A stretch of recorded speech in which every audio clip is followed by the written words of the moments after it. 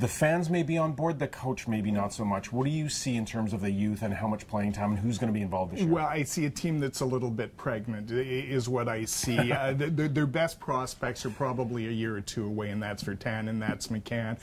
Hutton looks to be special, but it would be a great leap of faith to think that a kid can step right out of college to be an impact player on the blue line. Now, give them another 2 years. I think they're there.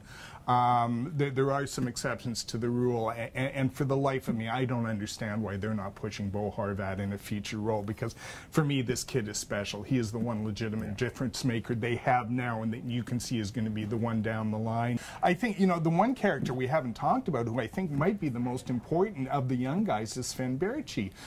They brought him in basically to play a second-line role, and he didn't do a lot during the preseason, but Thursday night in Edmonton, he jumps up, he gets 4 points, playing on a line with Horvat and Virtanen, and you look at that line and you go, gee, should that be the Canucks second line this year? And if not this year, it looks like it's going to be maybe the top line going into the future. So if he can have an impact on this team, and he's 22, so he's a little different cat than the other guys we've been talking to, but if he can have an impact on this lineup this year, that changes some things, because now all of a sudden you've got that piece in place, you've got Horvat in place, maybe Gauntz establishes himself as a third liner because he has that kind of game and he has the, you know, the bigger body.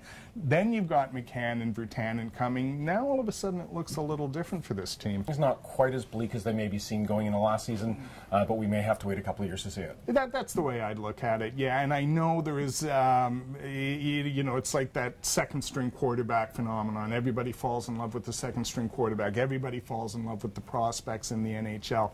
But that doesn't mean they're ready to contribute at the NHL level. It's a tough, tough league.